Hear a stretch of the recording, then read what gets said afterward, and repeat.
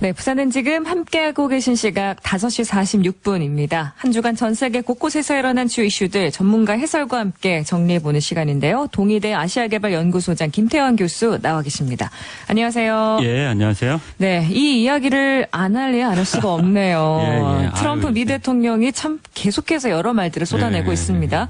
한반도와 관련해서 이런 발언들 미국 내에서도 지금 논란이 큰 상황인데 맞습니다. 예. 먼저 이 최근에 트럼프 대통령이 어떤 말들을 했는지 그 발언들을 좀 정리해 볼까요? 예, 그러니까 요새 하도 쏟아지는 기사가 많아서 이것 쫓아가는 게 사실은 늘 관심을 가지고 있는 전문가라고 하는 저조차도 좀 버거울 정도거든요. 예. 그래서 이럴 때는 국제관계의 어떤 그 현상이 이렇게 막 현란하게 막 쏟아져 나올 때는 그 현상 자체만 쫓아가다가는 오히려 어지러워가지고 쓰러질 수가 있습니다. 그래서 네. 이런 현상들에 대응하는 당국자들도 요즘 같을 때는 일희비재해서 일일이 즉석해서 대응하는 것보다 그렇게 하게 되면 오히려 자가당착에 빠지기가 쉽거든요. 그래서 이런 면이 있다는 걸 염두에 두고 지난 일주일을 제가 간단하게 한번 정리를 해보겠습니다. 네. 우선 지난주 우리 방송한 다음 날 목요일이거든요. 4월 27일에 로이터 통신하고 회견에서 트럼프가 한국 FTA는 정말 끔찍한 것이다. 이렇게 하면서 재협상을 하거나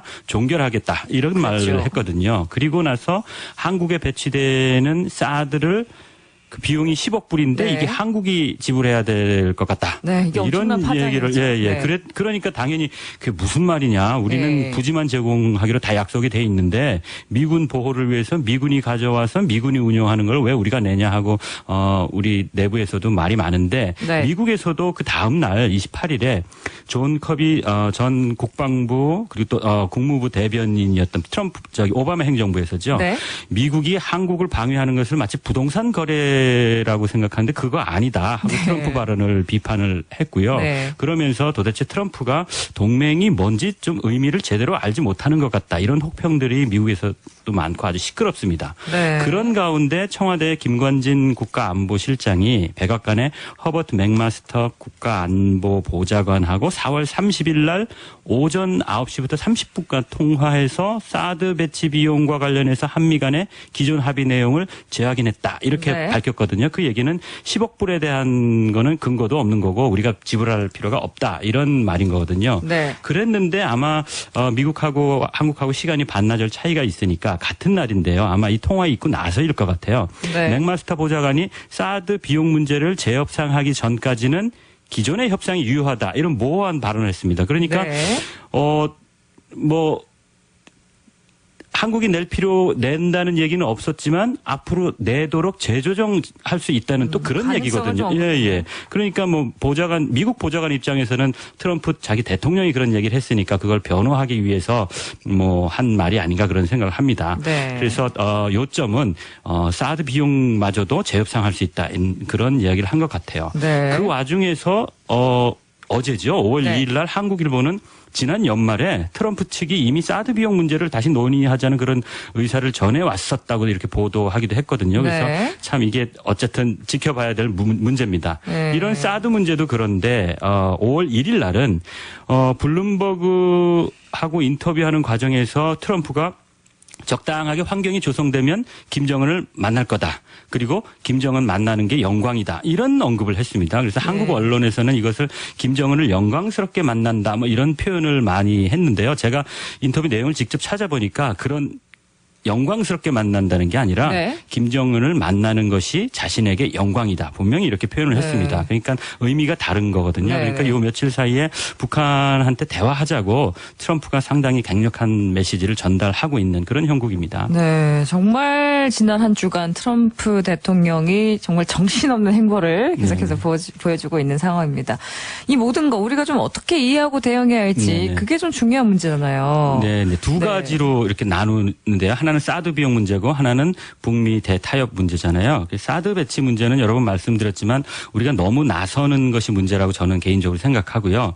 사실은 미군이 미군 보호를 위해서 미군 비용으로 미군이 운영하려고 배치하는 건데 그동안 한국이 한국 보호를 위해서 주권적으로 배치하는 거라고 좀 허세 비슷하게 좀 그런 모습을 많이 보였거든요.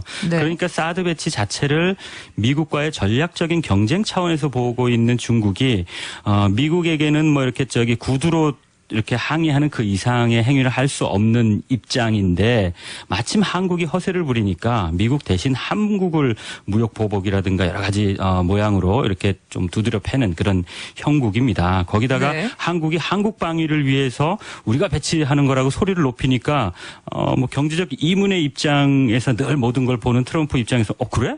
그러면 네. 니네가 비용 내야지. 뭐 이런 모양입니다. 그래서 네. 우리가 너무 나서서 미국과 중국으로부터 이렇게 양쪽에서 어려운 일을 당하는 거라고 저는 생각을 합니다. 네.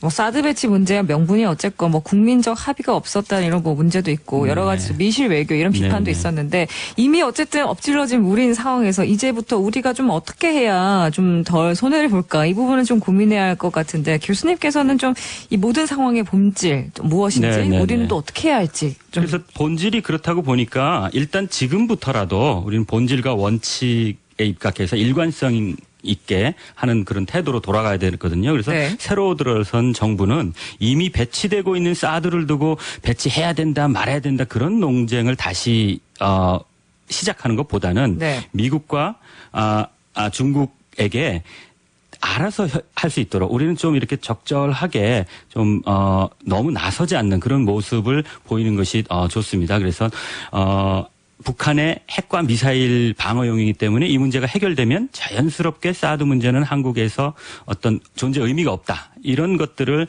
미국과 중국 그리고 또 국제사회에 자꾸 일관되게 표명을 하고요. 또 충분히 명분이 있다고 생각을 합니다. 그리고 또 사드 비용 문제는 미군 보호를 위해서 미군이 운용하면서 들어온 거니까 처음 약속대로 하는 게 당연하고 동맹으로서 우리가 국내적인 반대와 중국으로부터 그렇게 큰 무역 보복을 감수하면서까지 부지를 제공하고 있는데 비용을 놓고 재협상 운운하는 것은 동맹을 모욕 주는 것이다. 뭐 이런 네. 제스처를 가지고 미국에게 이렇게 원칙에 입각해서 침착하게 대처를 해야 될 것 같습니다. 네. 그렇다면 김정은에 대한 트럼프의 발언, 그러니까 대화할 것처럼 얘기했다가 최근에 또 긴장 국면, 뭐 대국 강경 입장을 보였는데 네네네. 이거 좀 어떻게 해석해야 할지 궁금하고요. 앞으로 미국과 북한의 관계 좀 어떻게 예측하십니까? 그러니까 제가 여러 번 말씀드렸던 것 같은데 이게 지금 트럼프의 행동이 사드 비용 얘기도 그렇고 김정은에 대한 사실은 김정은에 대해서 아주 극찬한 것이거든요. 네. 최근에 이런 칭찬은 북한 외부에서는 북한이 들어본 적이 없습니다. 그렇죠. 시진핑 최근에 중국이 열심히 하고 있다고 시진핑을 칭찬을 많이 했지만 시진핑한테도 이런 칭찬을 한 적이 없습니다. 무슨 네. 얘기인가 하면 김정은을 가리켜서 아주 20대 젊은 나이에 국내의 여러 가지 권력의 도전을 물리치고 권력을 확고히 한 아주 똑똑한 지도자라고 얘기를 했고요. 네. 김정은을 만나는 것이 자기에게 아주 영광이라고 분명하게 얘기했거든요. 그래서 네. 지금 당장 이렇게 칭찬하는 이것이 북한이 가장 기뻐하고 필요로 하는 것이 이거 이상 없는 거거든요. 네. 그래서 내색은 안 하지만 한국 입장에서는 좀 모욕으로 들릴 수도 있을 것 같기도 한데 이런 극찬을 북한이 받아들일 것 같아요. 왜냐하면 네. 이런 전쟁의 위험, 무력 도발의 위험 이런 긴장 상태가 사실은 여러 달 계속됐던 건데 북한 내부적으로 이것을 지속적으로 더 유지할 만한 여력이 없습니다. 네. 그렇기 때문에 어떤 형태로든지 이제 대화 테이블로 나와야 되는데 그 명분을 찾아야 되는 거거든요. 근데 그 네. 명분을 지금 트럼프가 제공하는 거죠. 그러니까 네. 이게 너무 과격하다 해가지고 미국 내부에서도 말이 많거든요. 그래서 네. 또 다시 뭐 행동에는 또 행동을 하고 뭐 이런 얘기들 같이 나오는데 그 핵심은 트럼프가 대화로 김정은을 끌어내려고 네. 하고 어쩔 수 없이 끌려 나오지 않겠는가 그런 생각을 합니다. 다만 네. 이게 우리 대선 선거에 어떤 영향을 줄까 그런 것이 저의 큰 관심입니다. 그렇군요. 알겠습니다. 오늘 말씀 여기까지 듣겠습니다. 감사합니다. 예, 감사합니다. 네, 부산은 지금 저희는 내일 오후에 다시 찾아뵙겠습니다. 지금까지 아나운서 이지연이었습니다. 감사합니다.